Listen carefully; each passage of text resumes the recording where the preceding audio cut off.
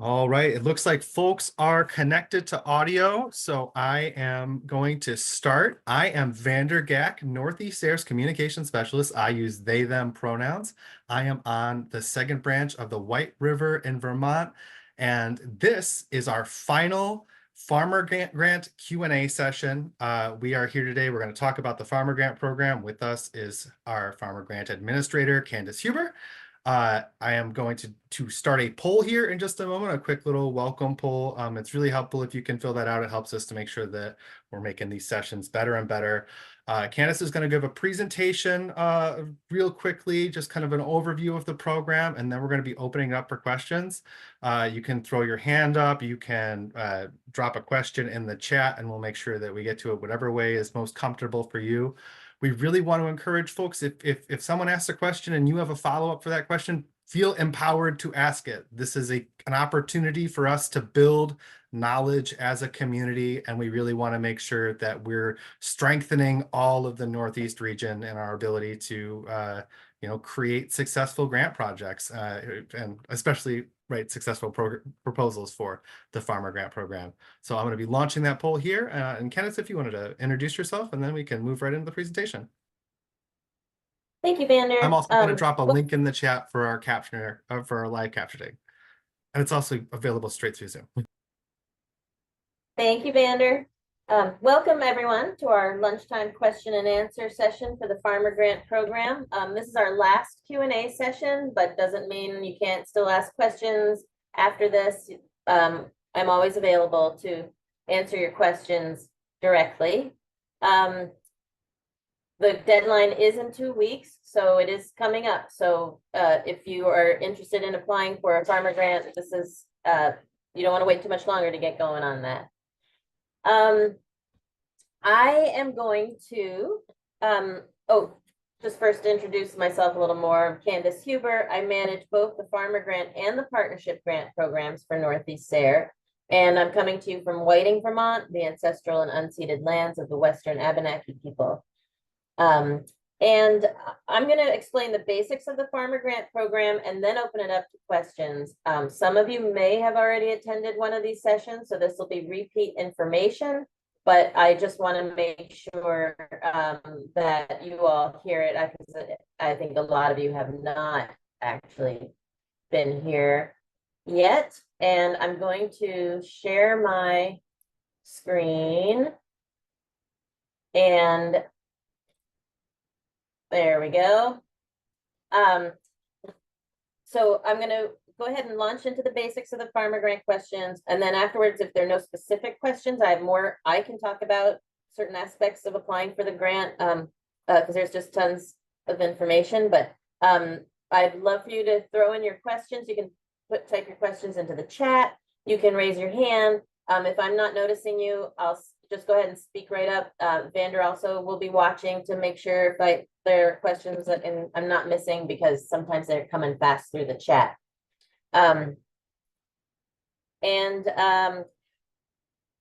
Let's see. Yeah, so I think that's it for the housekeeping part. So Northeast SARE stands for Sustainable Agriculture Research and Education, and is a federally funded program through the USDA National Institute of Food and Agriculture. Our proposals are coming up, and the applications are due November 12th. So 2 weeks from yesterday at 5 p.m. sharp. You can find the call for proposals on our website. Northeast SARE, well, there are 4 regions that are part of SARE in the United States. And Northeast SARE obviously serves the Northeast, which are these 12 states and the District of Columbia.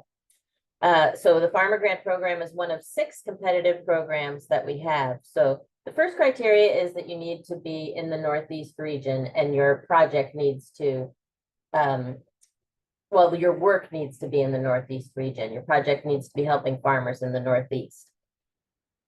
And I just want to mention here that we have another program called the Partnership Grant Program, which is very similar in all ways except for the eligibility. For the Farmer Grant Program, you need to be a farmer, and I'm going to talk about the definition of a farmer and what that means as far as eligibility.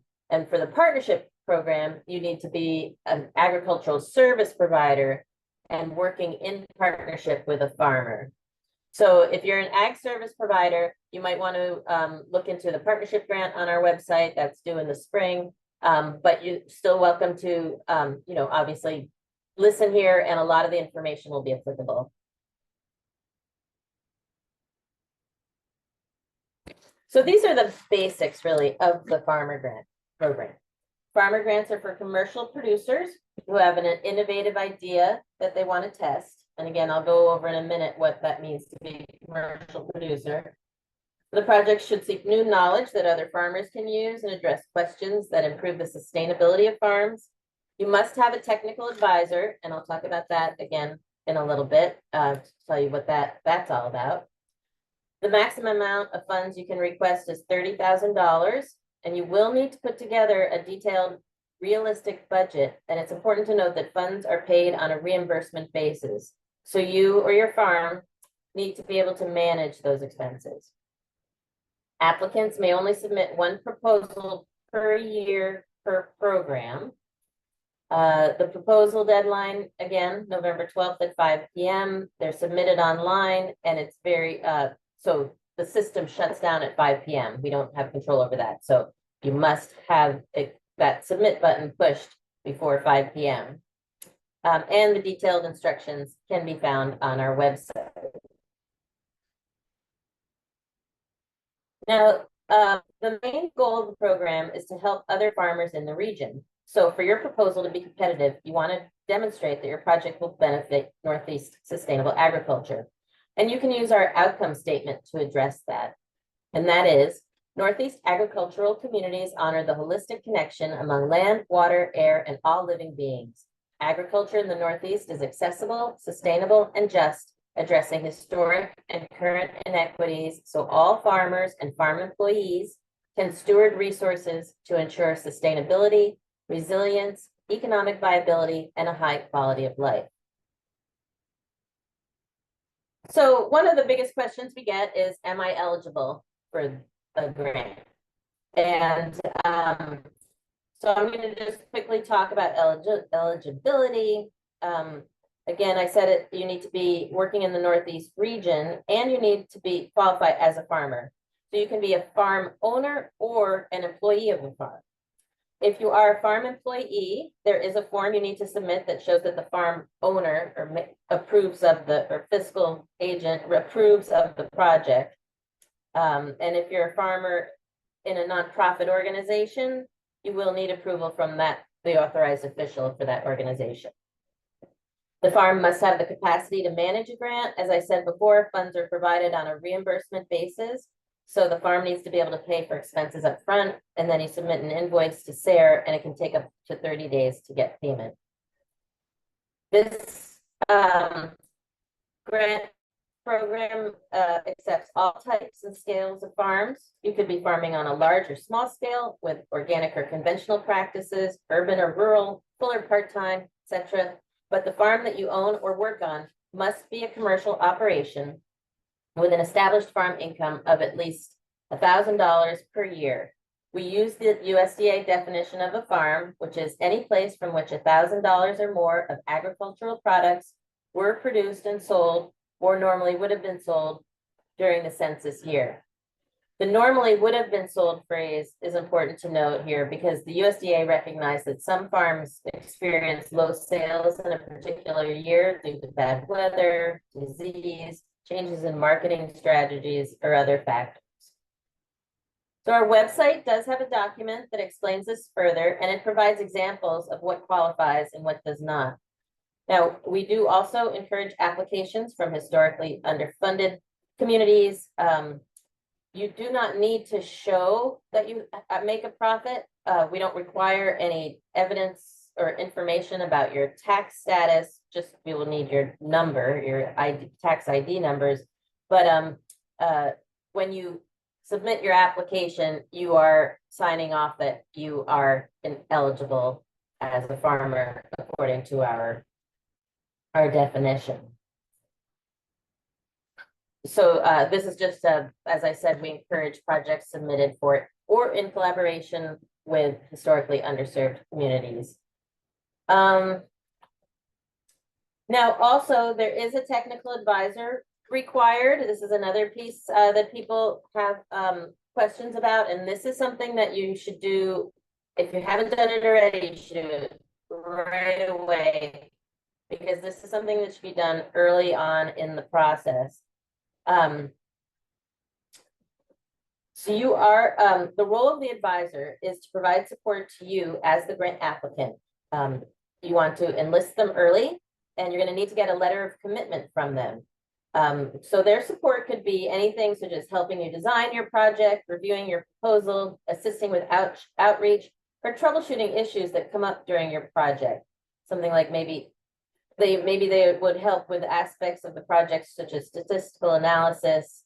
But they do not, the technical advisor does not write the proposal or conduct the project. You, the farmer, as the project leader, will do that. If the technical advisor wants to lead the project, they could apply for a partnership grant.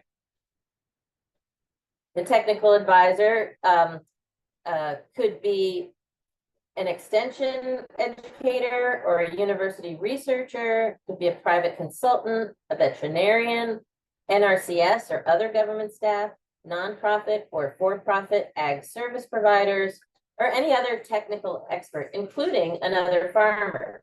So really anybody who has experience and knowledge in your topic area that can assist you as needed.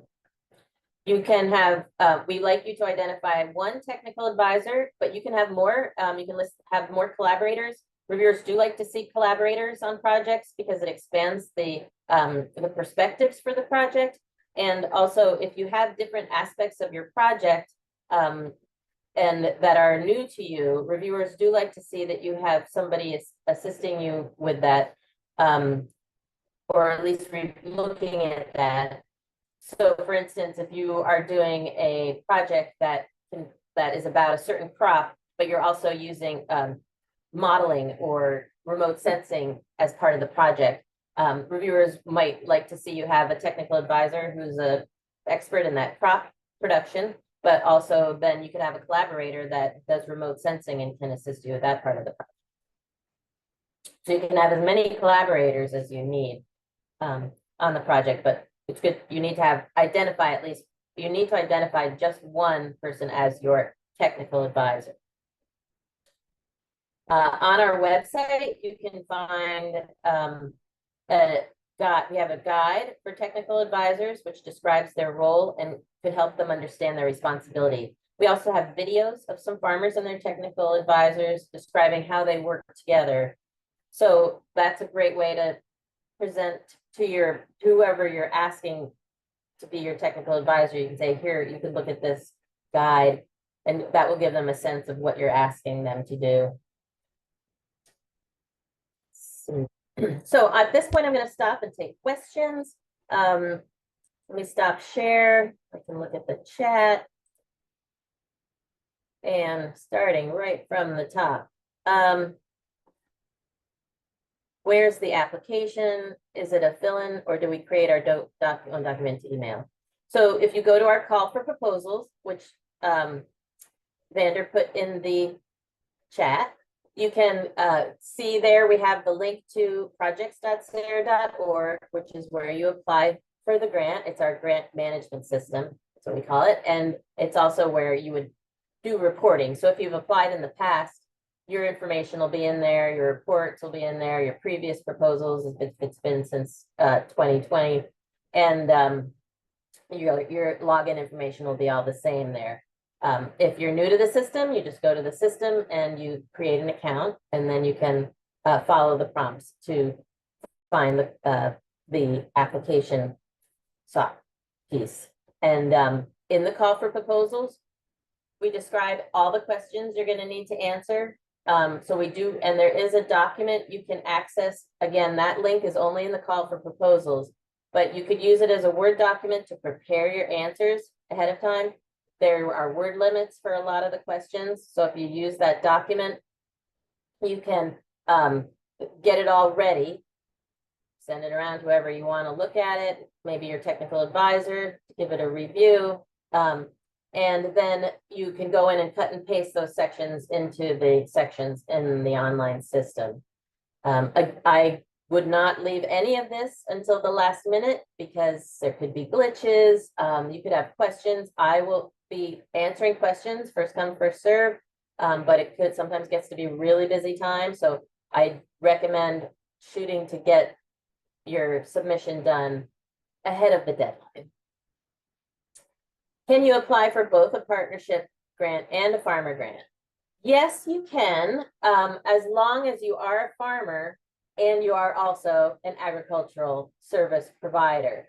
So if you have a business where you provide a service to farmers, and it's a commercial business, or you're part of an organization that does this, you can apply for a partnership grant. And if you also have your own farm that meets the definition of a farm with $1,000 or more produce being produced and sold on the farm in the previous census year, then you can apply for a farmer grant. So, but you have to apply in those roles. So for a farmer grant, you have to apply as a farmer, and you have to answer the questions as a farmer and with your farm. So you will need to describe your farm and make sure you meet that eligibility requirement. As a partnership grant, you will need to describe your services that you provide and your whoever you're working for, or if you're working for yourself, and demonstrate that you are an agricultural service provider.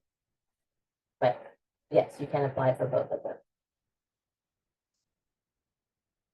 Is it considered on a rolling basis? Do we have less of a chance if we submit closer to the deadline? It is not considered on a rolling basis. We wait for the deadline to take all those proposals and then move them through the review process. So there's no benefit in that sense to getting it in early, but in the sense that it will relieve a lot of stress for you, I suggest getting it in early. Can the advisor be from a company but family member? We discourage against family members or friend or people in your immediate organization or department or business. That's a should. I think in the call for proposals that we say should not be a family member, but it won't disqualify you if they are. But reviewers look at that and they prefer to see people from outside of your circle to enhance that collaboration idea and to bring in fresh, different perspectives, and to eliminate some bias and enrich the project in that way. So it's not using a family member as your technical advisor does not disqualify you from the program, but it is not, it will not score high for reviewers. Can this TA be someone that works with the applicant in the organization on the farm, like a teammate? Same thing there, kind of same thing as with a family member. I already went through all that. So if you have further questions, you can let me know, but it's discouraged. Can you reference previously funded SARE grants? Is there a year limit from where we pull the previous SARE grant?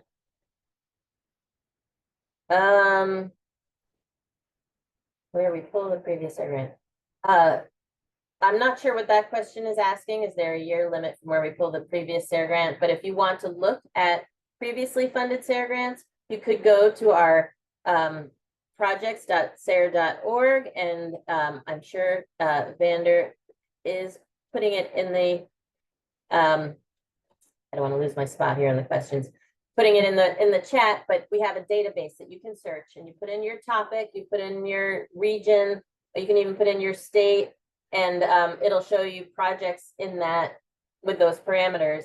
And I would suggest going back, I would suggest going back 5 years at least, but maybe even 10, just because there have been so many projects. And if it'll just give you more information. The program has been basically the same throughout, and it's the same sort of things we're looking for to fund. And it could give you a good sense of how to write your app, like what the proposal should include and that sort of thing. Like how is an experiment run or designed, or what does it mean to do outreach? What kind of things are people doing for outreach, that sort of thing. Vander, you want to chime in there? Yeah, you nailed it there. It's great for looking at the type of language that reviewers are going to be looking for. Our reviewers come from a wide experience, but they don't necessarily have specific experience in your commodity or practice. So it's great to look at that to see the language they're using there. And I, as like the communications person and the storyteller person, I think to me it feels very powerful to go and look at our projects database. It's a great tool for anyone looking to do work, but you can really create a strong narrative of how the work that you want to be doing in your project is building on the work that we've done funded in previous ones. So if you feel like you're searching something in a projects database and you see something that's really similar to what you want to do, that should not discourage you from applying. That should encourage you to apply, because you are going to bring something unique to this process, and just making sure that you can share how that works is going to help make your proposal that much stronger. Yeah, excellent point. Thank you, Vander. Next question is, what if you are just starting, meaning this is our first season?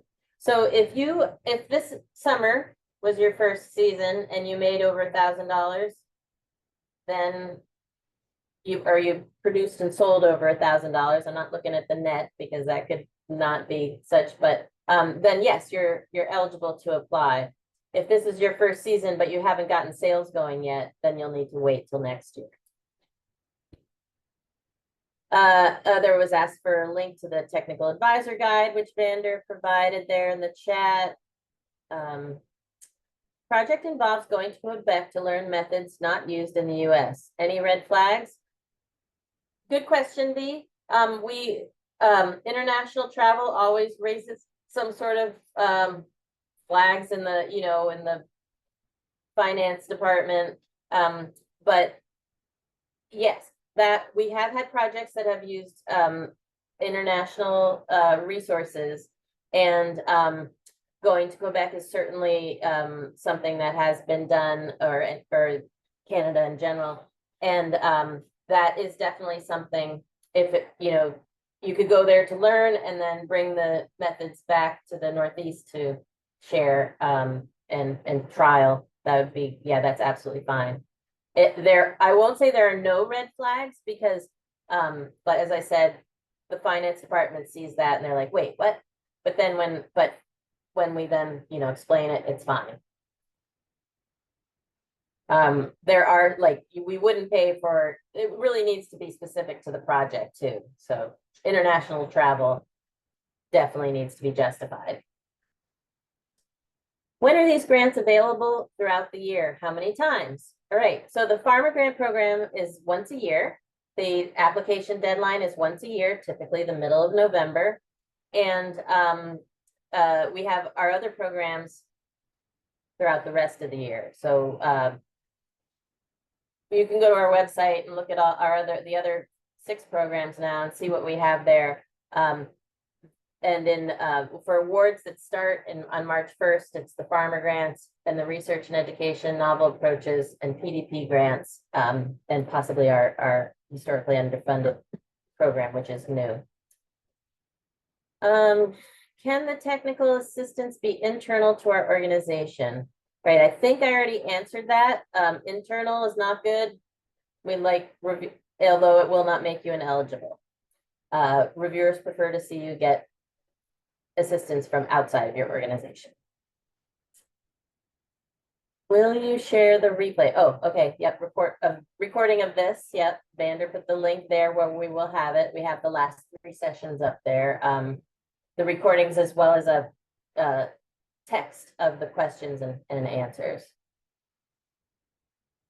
Will this grant conflict with any other grants applied for?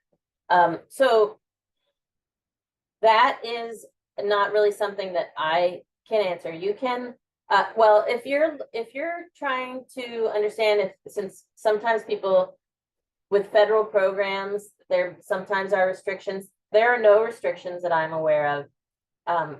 Although and you can apply for as many grants as you want from wherever you want, as far as I know. But when it comes to accepting the award, you have to make sure that you're not double dipping anywhere. Like if you're accepting funds from us, you can't be, for this certain work, you can't be accepting funds from somewhere else. If you have a big project and you've been able to divide it up into different aspects, that's fine. You can apply for 2 grants or more for the same project, as long as the piece that you're getting funding for is not the same across all the grants. So no double dipping, but you're welcome to apply for as many as you want. As far as I know, you have to look into each organization, but on our end, we don't see any conflicts.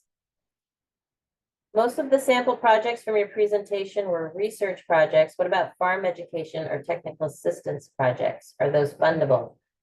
Excuse me. Yes, absolutely.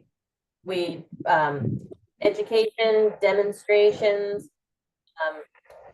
and technical assistance is all, all those kinds of projects are fundable. And when you're doing something that's more in the realm of education or demonstrations, you want to make sure that you're including an evaluation piece. Because with a project like that, the goal is to help, the project's results should help other farmers. So if you're doing an education piece, the best way to transfer that to helping other farmers is to evaluate it, and so it can be used as a model for other farmers. So for instance, if it's a topic that people need to learn more about, you could create a curriculum and you could host the program or the classes however you want, and then you'll be sharing all that. So if somebody else in another part of the region wants to do the same thing, they could look at your project and say, okay, this worked for them, this didn't, and so this is great. It'll help them see where to go with it. Is there a farm size requirement for this grant? No, there is not a per acre kind of size. Just the dollar amount requirement. Can previous recordings from these information sessions be provided through email? Yeah, Vander put the link in the chat, and I think it was also in the email that went out to people who had registered. So if you can't access it in the chat for some reason, you can go back to that email about today's session and it'll be there. So these will all be on that same webpage. Any requirement for the farm to be an LLC or licensed business? We are not, and file all our farm income expenses through our regular taxes. No requirement for that. We have, most farmers are individuals that we pay as individuals. And so, yeah, that's no problem at all. What if you're growing in an employer's farm? Would your crop have to produce $1,000 that fiscal year, or can you use the farm's fiscal number / tax ID? You, as an employee of the farm, would need to have approval from the farm owner, and they would need to sign a grant commitment form, and they would be the ones responsible for the fiscal end of things. And so they would be receiving, they're who we would contract with. You would be the project leader and the applicant, but the farm would be, or the nonprofit or whoever it is that your employer is, would be the one that we would contract with, and that we would get their tax ID number and pay the funds, the reimbursements to them. So they, or you on their behalf, would have to submit the invoices in their name, and then we would pay them. So the contract would be with the farm, not with you as an individual. So your long story short, your crop does not have to produce $1,000 that fiscal year, just the whole farm. I'm applying for a specialized irrigation system for tree fruit production in a high tunnel. Will that irrigation still only be eligible 40%? The system is specific to the tree and fruit and that location and will not be moved. It will stay with the trees.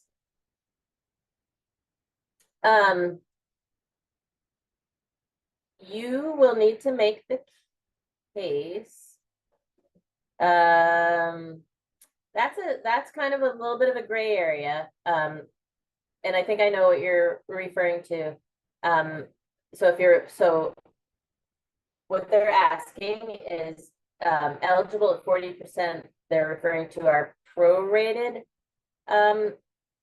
requirement for if it's a piece of equipment that can be used after the project, whether it can be used by you or sold to somebody else to be used. If the project does not work, then we would only pay it on a prorated basis, which means if you have a 2-year project, and most agricultural equipment, and I think including irrigation systems, have a useful life of 5 years. So, and that's based on the IRS guidance. So we would pay 2 of those 5 years, so 40% of the system. If it is something that you would need for the project, and after the project is over, if it doesn't work, it's not worth anything, then we would pay the full amount of it. Now, in this situation, an irrigation system typically could be used elsewhere if you needed to. So if the trees didn't survive, or you didn't need the irrigation system for those trees at that point, you could sell it or you could use it somewhere else. So in that case, yes, it would be 40%. I hope that helps, Maureen. I think we talked about this, and let me know if you want to chat about that more. Gets a little complicated, but equipment is a big piece of this that a lot of people are interested in getting funding for. So it's an important part. Can I jump on video to ask about the potential farm projects I am applying as a farmer? Yes, Eugene, go ahead. Hi, my name's Eugene Thalman. I'm a farmer in New York. I have a few ideas. I didn't read through the documents because we're still in the farming season, but I'm getting the gist of it. So on one of my high tunnels, before I got any funding from the NRCS, we have an NRCS high tunnel here, 30 by 96. Before I did that, I put up this solar wrap on a modified, and I've been for energy reduction as well as efficiency. I've been shooting at people the concept of the Equip Skins high tunnel upgrade program, where what we do is the one that they use in Germany and Holland called Solar App lasts for a very long time. They guarantee it for 10 or 15 years. There's still working models up to 30 years. And I have a high tunnel here that has a double layer. Now in the back green, I have far in my back area, I have a high tunnel funded by NRCS and the potential for another high tunnel that are like side by side being funded. And I want to collect the data using temperature, humidity, and things like that, and have the 2 high tunnels, one with a double layer, because now I can replace the skin on the one, and then the new one has what the NRCS is going to give. So you have like 5 years down the line, an upgraded skin, which has an R of 1.8, resistant to hail and tornadoes and environmental factors. And then we have the double layer that they don't fund. They fund the single layer, but the most comparable data to have would be the double layer with the blower motor using the new one, and then replacing the skin with hopefully your funding. All of the data collection and monitoring would be, I don't know how it would exactly work. I'm getting the 40% thing. I'm just wondering if that's a good project and the fundability of that type of thing. And what I'm getting out of it, being transparent, is I get a kick-ass skin on it that, maybe it's all these skins, for intensive purposes, and the funding is 5 years. So even if it's 40%, You know what I mean? Like I have other ideas too without Yeah. the research components. Like I have $100,000 in a commercial kitchen building that I need to, buy equipment for, and or I'd like to put windmills on the top. I know I'm a farmer and I got like 5 things in the air, but I'm sure you're used to it. So those are my 3 projects: is the upgrade skin program, and or the kitchen equipment, and or a windmill. And I'll stop there. Yep. Thanks, Eugene. Yeah, they all sound like good projects that are eligible to apply for. It's up to you what you want to ask funding for. As far as the equipment goes, it's all, for instance, the skins, if they are not going to be worth anything, if they don't provide any benefit, then we would pay for those 100%.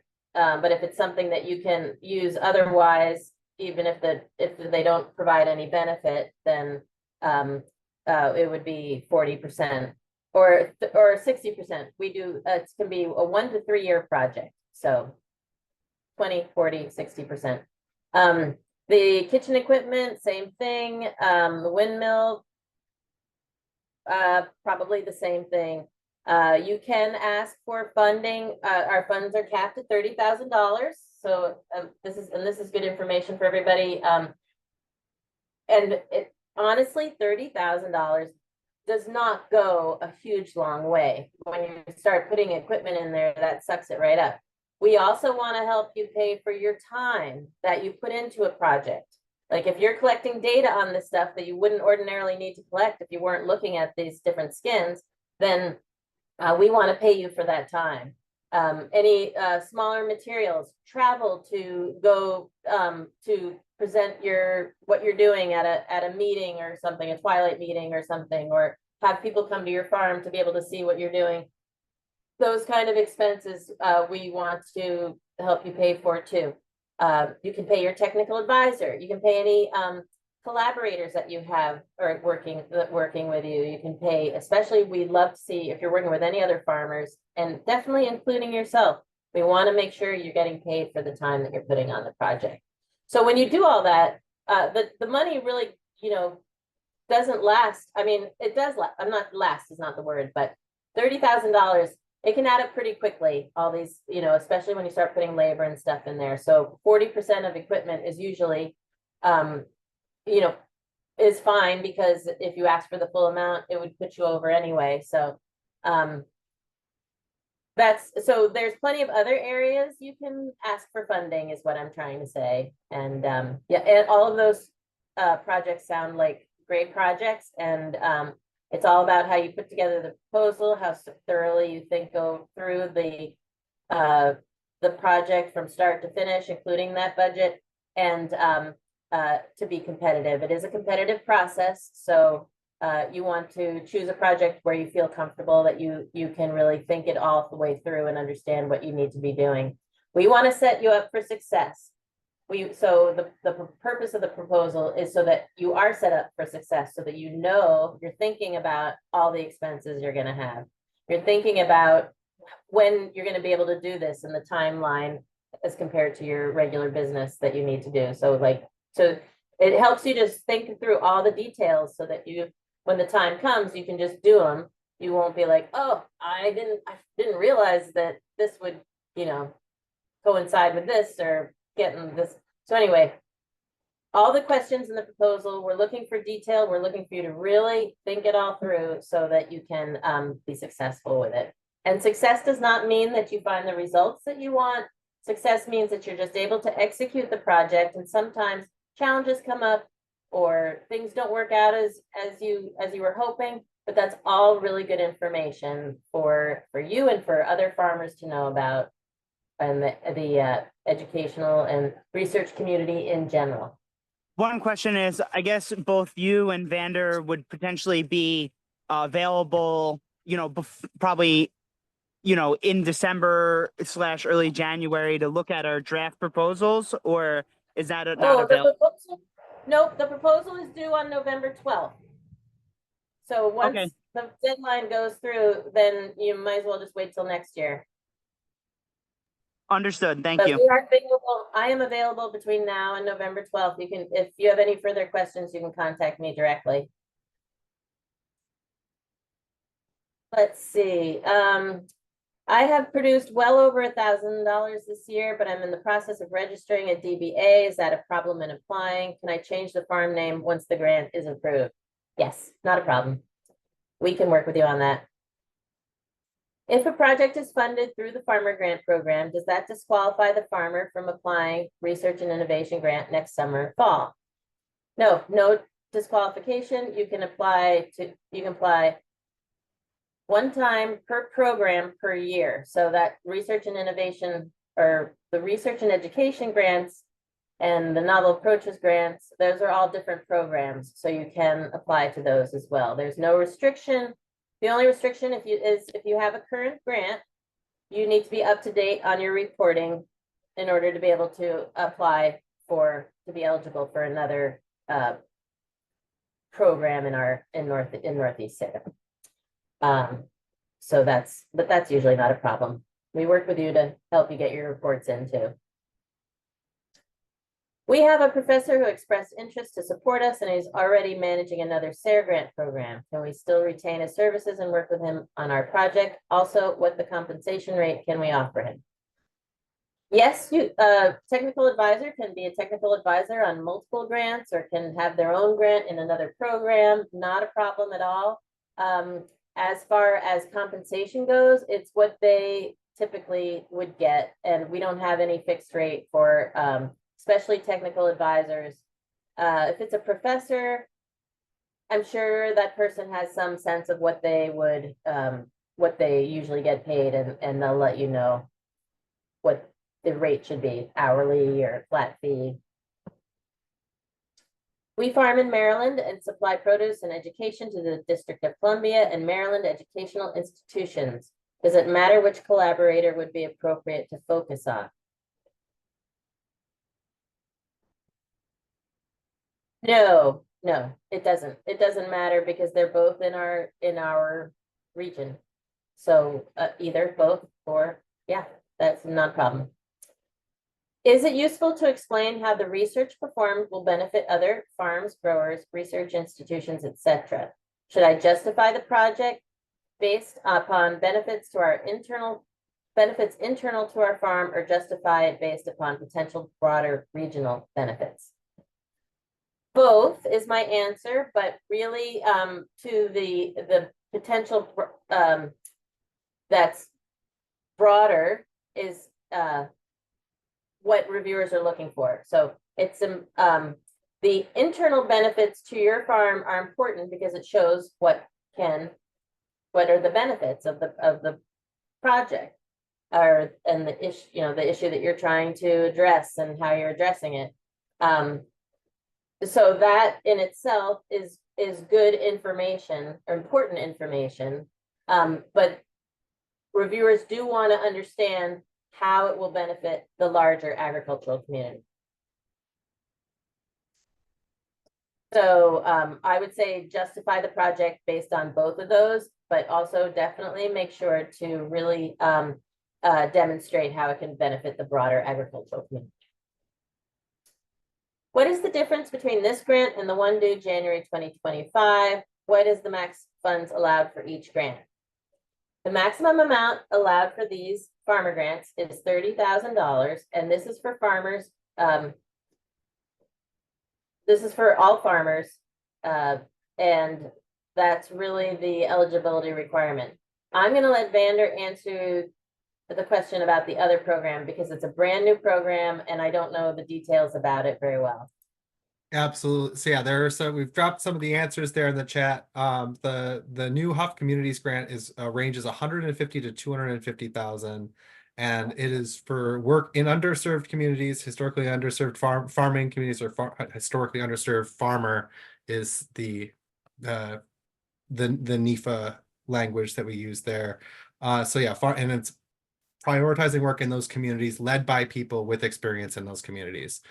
So the scope is different there. And then there's some information I've dropped in. We've got the call for that proposal is up on our website now. We're gonna have some more press going out about it soon. but you can sign up for the Q&A sessions. The Q&A sessions listed in the call right now need to be updated, but they are correct in the Zoom registration. So, and the dates and times are already posted in the chat here. So if folks are interested in applying for that program as well, we totally would love to see you there. Great. So Vander has all that information in the chat. It's a lot, but if you go to our website, like he said, you can find it. So in case you can't capture all this before it goes away. So I believe that referring back to the farmer grant and equipment. So if your project runs over 3 years, equipment would be funded at 60%. Yes, 3 years is our maximum amount of time for this grant. Are there guidelines on how much we can pay ourselves for our time? There is nothing really specific. However, we do share that we pay farmers that work for us in the capacity of reviewers on our technical committee, as technical advisors, or on our administrative council, or doing any other work for us. We typically pay them, I believe it's about $50 an hour. Is that what it? Yeah, $50 an hour. 5160, thank you. and so that's just something maybe you could use to, as a starting point, but it really depends on your area, what you are comfortable with, yeah, what you think that we want to make sure you're getting paid enough. Farmers typically don't ask for enough in that department, so that's why I keep saying make sure you ask to be paid for your time on this and give yourself a fair wage. See, how does one determine mileage ahead of time for travel for a technical advisor or collaborator? You should ask them if you have a sense of what they'll need to be doing. For instance, if they're going to need to travel back and forth to your farm, just estimate the number of times they might need to do that. And then, you could Google map it or ask them what the total mileage would be. And then you could use the current federal rate, which is 67 cents a mile, to determine that.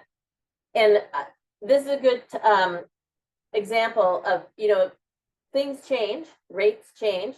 Federal rate goes up, but it also actually goes down too. So it does change, and you may have some, you may need an extra visit from your technical advisor.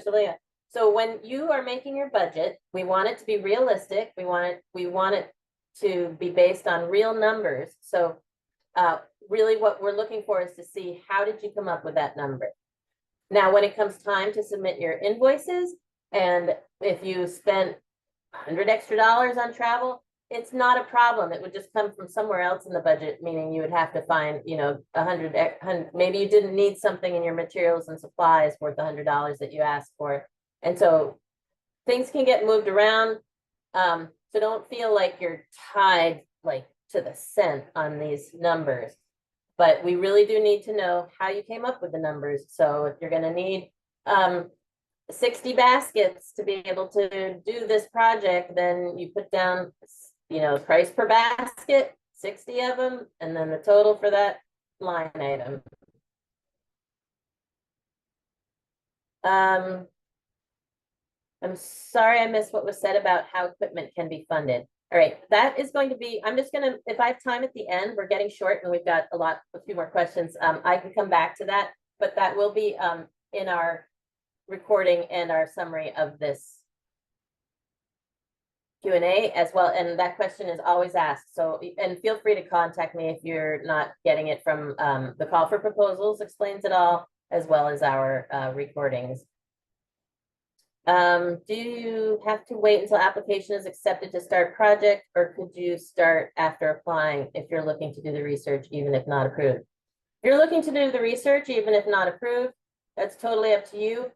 We cannot pay for any expenses that are incurred prior to the award date, which would be March 1st. So if you're going to start it, you're starting it at your own risk, and you're starting it, you'll have to pay for any of the expenses needed until the award date of March 1st. But you're welcome to do that. Thank you, Vander. Put my email in there, my email address. Would I be able to apply for 2 separate projects under the assumption that only one may be funded? Nope, only one application per applicant. So we would ask you if you did that.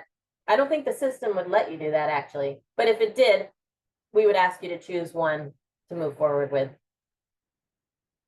What is the range of how much farmers get paid for their work for this under this grant? As we said, about $50 is what we usually pay farmers that work for us in different capacities, but it's totally up to you and what's the going rate in your area and what you think is fair. Vander reposted the links to the recordings. If I apply for this farmer grant and receive it, am I less eligible for the HUF grant? No, there's no, it does not affect your eligibility at all. If it's the same project, it might affect it because we can't give you money for the same, 2 sources of money for the same work. But if it's slightly different work and you're asking for funds for different parts of it or just completely different projects, absolutely fine. Does the grant timeline allow for research from this project to help with January 5th underserved project? Does the grant timeline allow the research from this project? You wouldn't start I'm till not- March, right? So, I'm not, these this project, farmer grants would not start till March, and I believe that's about the same time that the HUF grants would be awarded. So I think if it's concurrent research, if that's helpful, then that's helpful, but if not, then it wouldn't inform it. So I guess maybe what you're asking, like you couldn't use the research from this project to for your application to the HUF grant. If I plug in dollars for the TA and he's able to fly out here to see our project and advise, could I use some of them pay for his time in the budget and switch it to pay for his travel after the fact?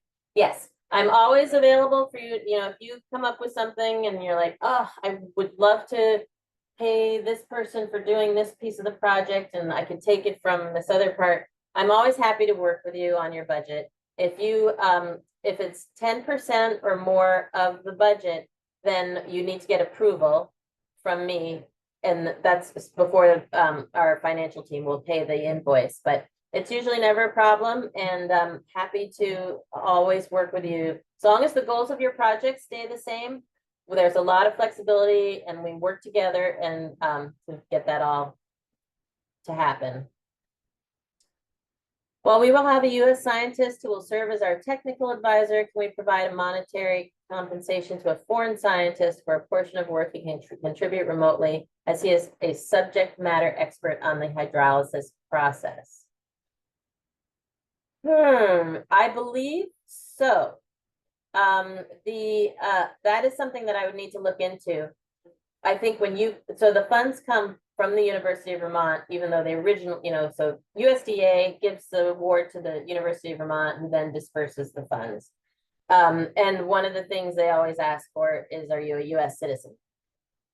But we would be paying you and you would be paying the consultant. So you as a US citizen, no problem. So I believe I'm sure that would be fine. If I find out something different, Elshin, why don't you email me directly about that so I can look into it just to be sure, but I'm almost positive that that's not a problem. Are schools that we work with youth considered are schools that work with youth considered collaborators? They can be, yes. Youth, you can't use youth as research subjects because that's a sensitive population. But if you're working with the school, no problem. I'm going to be launching an exit poll, but we will, oh, sorry. That's you, Vander. Oh, good. We got to the bottom of the questions. 12:55. We'll definitely want to compensate. Yes, B, we can I'll look into that too. So shoot me an email about that. But again, I'm 90% sure that's fine. Any other final questions? If you have anything that wasn't answered, please email me and we'll, if we need to talk on the phone, we can do that. And I can address your question specifically because there were a lot of questions coming at us and I worry that I missed something. Are you or other SARE program staff available to review and strengthen our project proposals between now and the 12th? Unfortunately, we cannot help you with your proposal as that would be a conflict of interest. We recommend that you, I mean, if you have specific questions about something in the proposal application, let me know and I'll see if I can't answer you, I'll tell you I can't answer that. But I recommend that you work with your technical advisor to review your proposal, reach out to peers, reach out to anybody you know, maybe even somebody at a university or a institution or a nonprofit that is familiar with your topic and maybe has research or grant or education experience, and just see if they'll review it for you. I would highly recommend that you ask for people to review it and get help because so much nobody can see it all themselves. Always need to have extra eyes. So highly encourage you to do that. So when you said you would work up with us on the budget, you meant after approval? Yes. Yep. So when your project is approved, so as I said, reviewers and the University of Vermont want to see how you arrived at the numbers, the dollar amounts that you're requesting. So in your proposal, you want to get that as accurate as you can. But if things change, or if there's something that needs tweaking before we contract with you, I'll work with you on that after your project is awarded. What are your roles again, and what is Vander's email to? Vander, you pop your email in there. He's Vander, they're the communications person. So it's usually best to contact me if you have questions. But Vander will certainly shoot you over to me if you find him. And I'm happy to, again, I'll respond by email, and if it's easier for us to talk by phone or Zoom, we can set something up. Is it better to overestimate costs, or does that work against acceptance of the grant? No, as long as it's realistic. Absolutely. You know, reviewers want to know that you've thought it through, and that if you're asking for too little, then that might be a concern for them. So I think overestimating is fine, as long as it's not extravagant. All right, 12:59. Thank you so much, everybody, for joining us. And again, reach out to me if you have any further questions. There's a lot involved in the application, but all the information is in the call for proposals. And I wish you all the best of luck in it. Thank you.